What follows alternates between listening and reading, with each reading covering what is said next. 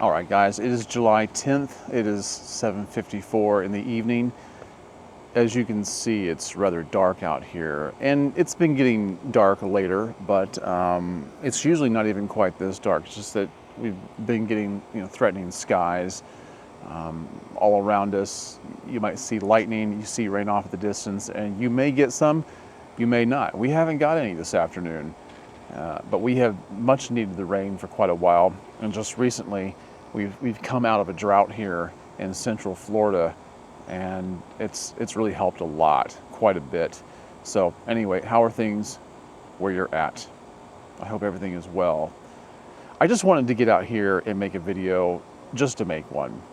I don't have a real aim or purpose behind it other than just to maybe satisfy myself. I've been enjoying just really trying to crank them out lately, and I go through spates where I do this, where I'll make one right after the other, and when I do that, I really enjoy it. Now, it is hard to maintain that, but once you get some momentum, it becomes fun, and it's easier to think clearly and to have a little bit of direction, kind of know what you're going to do without knowing what you're going to do, if that makes any sense at all. Hopefully you don't hear my air conditioner going too much. Air conditioners down here lately have been running non-stop, almost. They do cycle on and off. Mine still runs a little bit longer than I'd like it to, but I'm doing all right. But it's been so hot lately. The feels like temperature has been, between 100 and 105, even though the temperatures have been like 95, 98.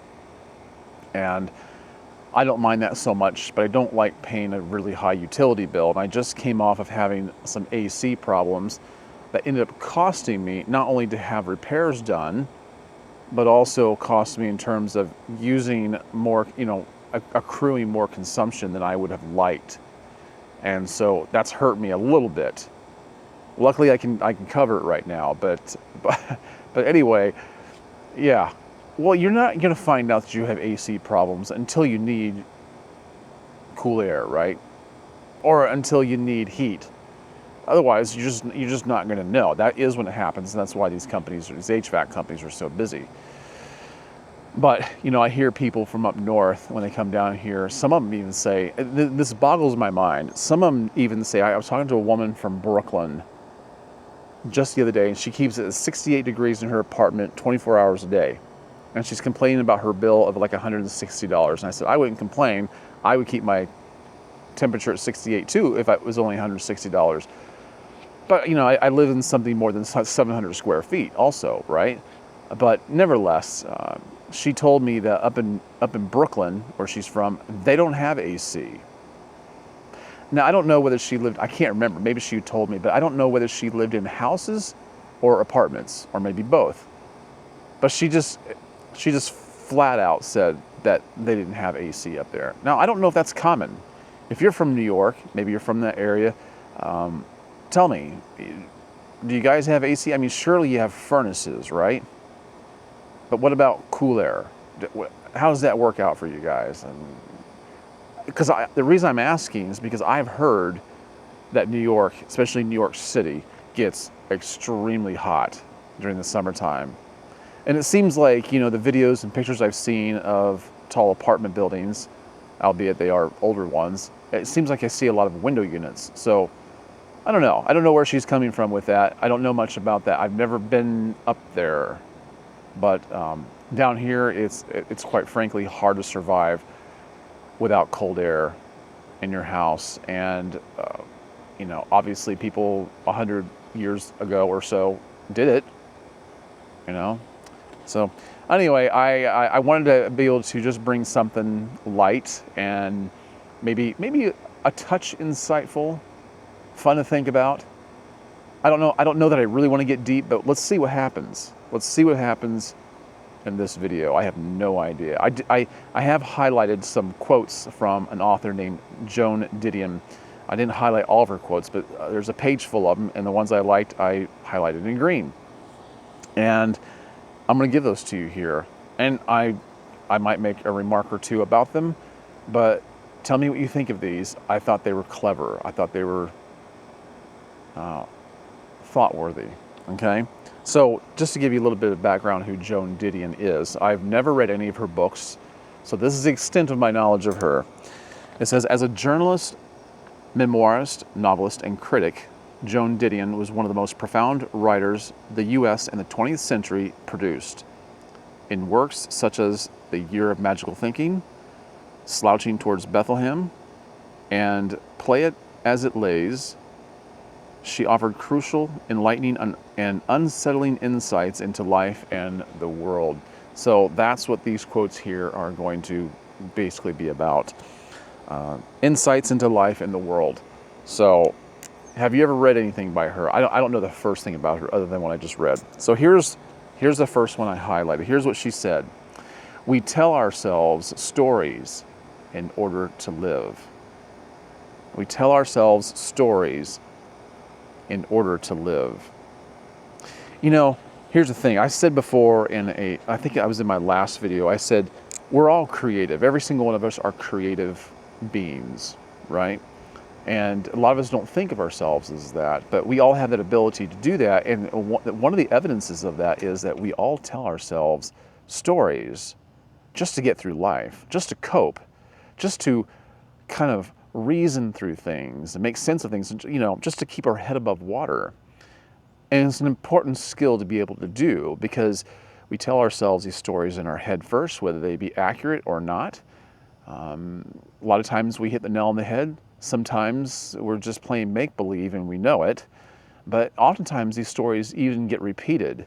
And that's why you get conflicting versions of possibly the same event that happens in a lifetime. You know, people see things from different points of view. It's kind of like when I talk to my siblings and we talk about one particular time, maybe that occurred with our parents or at a particular place we lived or a church we went to, and we all remember the same thing happening, but we remember it different ways. We tell ourselves stories to get through life. I think it's interesting. It's very interesting to think of. Give that some thought. Here's the next one. To free us from the expectations of others, to give us back to ourselves, there lies the great singular power of self-respect. Yeah. I think this really speaks broadly to those who are inherently people pleasers. And I don't want to admit it, but to some degree I have been that person, and I'm trying to break myself of that. I like to be very friendly. I like to be very accommodating. I like to be a good host. I like to make people feel comfortable. This goes all the way back to my childhood. I remember when my youngest, we had an adopted sister in 1976, and she died in the crib. And I remember my parents being devastated and weeping that night. And people came over, and I was 6 years old. People came over to the house from our church trying to comfort my parents, and they were crying. And I was trying to make them feel better. I didn't like to see people upset, so I brought out my comic books and laid them on the laps of these adults, some of them quite elderly, and would flip the pages and going, look at this. And I was trying to make them feel better. But as cute as that might sound, it's kind of the way I've been most of my life, where I try to be pleasing and accommodating. But here's the problem. The trade-off is you can lose some of your self-respect because the world, I wish I could give a longer explanation of this because I can think of an example in my head, but let me just make it brief. The world does not treat kindly for long people who are accommodating, people who are kind, people who try to make people feel good. I think it's somewhat of a gift, but I think the world is cruel to people like that. They take advantage of them. And you know it, you feel it, and you begin to lose respect for yourself.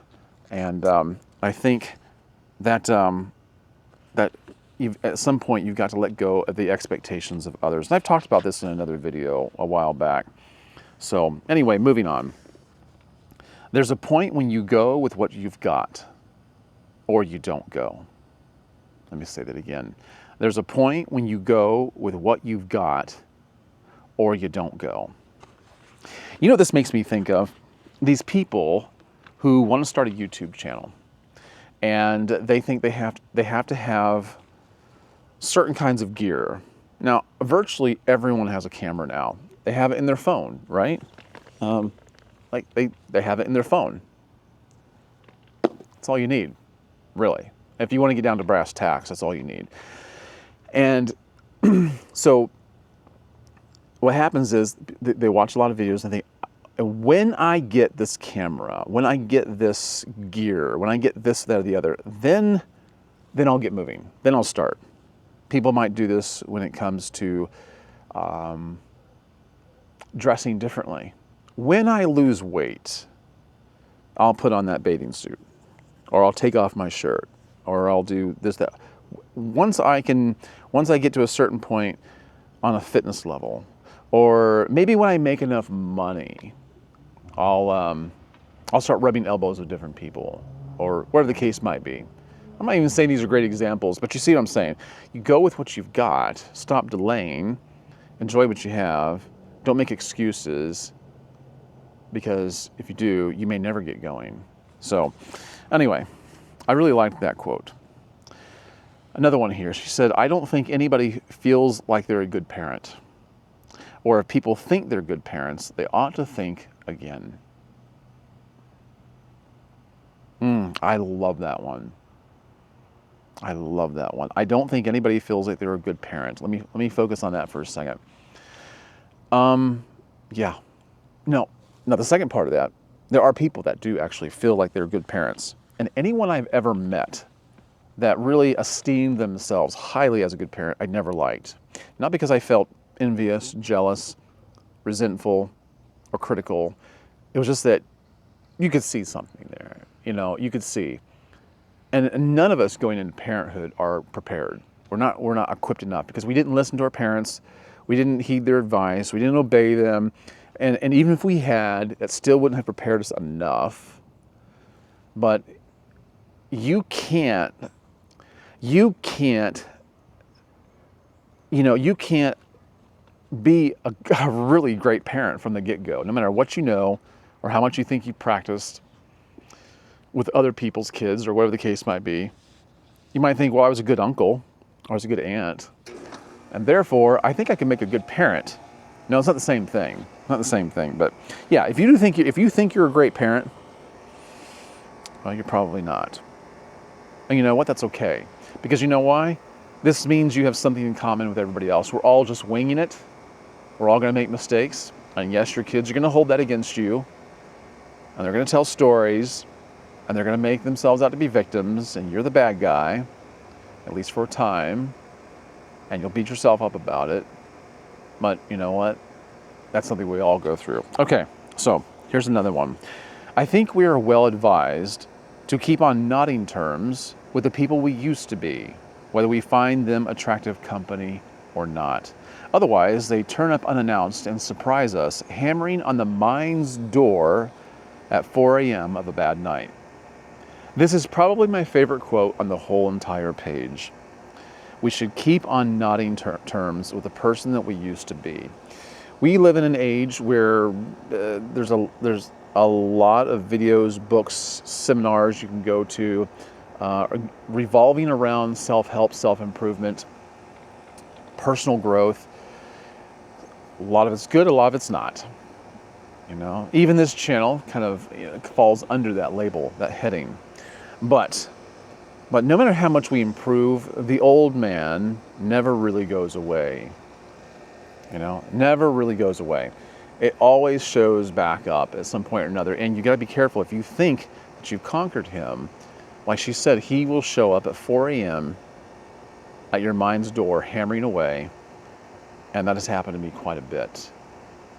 So rather than hating that person that used to be, understand that person, embrace him, keep him close to you. They say keep your enemies closer. It kind of fits in that way. Understand that person that used to be. Manage him or her. Okay, 2 more. I didn't read these before I hit record on this camera, so I didn't give a lot of thought to it. So let's just see what happens. Memory fades, memory adjusts, memory conforms to what we think we remember. Oh, I'm a big proponent of this because I've done a lot of reading about memory, and memories delude us. Memories are oftentimes extremely false, and memories could make us feel, false memories could make us feel really good. But they could lie to us. They can make us remember things that didn't happen, or make us remember things better than they happened, or make us remember things worse than they occurred, or completely fabricate an alternate universe altogether. And you've got to be very aware of this. I became acutely aware of this just recently. On our trip back from Michigan, we drove. On a trip back, we stopped off in Indiana, where I grew up. We stopped in a couple different towns. Now, I have very, very fond memories of Indiana because that's where my boyhood was spent. I thought I was Tom Sawyer, okay? And I just loved my boyhood, so my memory tells me, right? So my memory tells me. But we go back there, and I see things, and it makes me realize. I don't want to take the time to completely tell you why, but it makes me realize that I think I made up memories in my mind to survive. And maybe I didn't really enjoy those places as much as I thought I did. Maybe I wasn't as fond of them as I have been fixated on for all these years. It suddenly hit me this last time. It's not the first time I visited there. I visited 2 other times and walked away thinking, oh, this feels so good. I really enjoyed visiting. I want to move back there someday. But now that I'm older and I look at it with a little more perspective, it made me realize, the pieces were falling into place for me a little bit better than they had in the past. And it made me realize that I think I was just forging memories in my mind to help me to cope with the numerous times that we moved. And moving a lot for us it became traumatic for us after a while because we could never keep up in school. We lost lots of friends. It's a long story. I don't know if I'll ever tell that story, but we moved around a lot. And it was hard. And now I look back and realize it's probably the memories I have made that seem so good, that made me want to go back and visit my roots. I don't think any of them were actually real. Maybe to some degree, maybe minute details. But we got to be careful with our memories because they can mislead us. And the thing is, why I bring this up is because I have lived for years with these memories in my mind. They've affected me. I could have maybe thought differently, felt differently, behaved differently if it was a little more accurate, but it wasn't. I don't know that any of us can really get away from this, but I just want to tell you that you might want to be careful about your memories. All right, the last one here. She said, I'm not interested in the middle road, maybe because everyone's on it.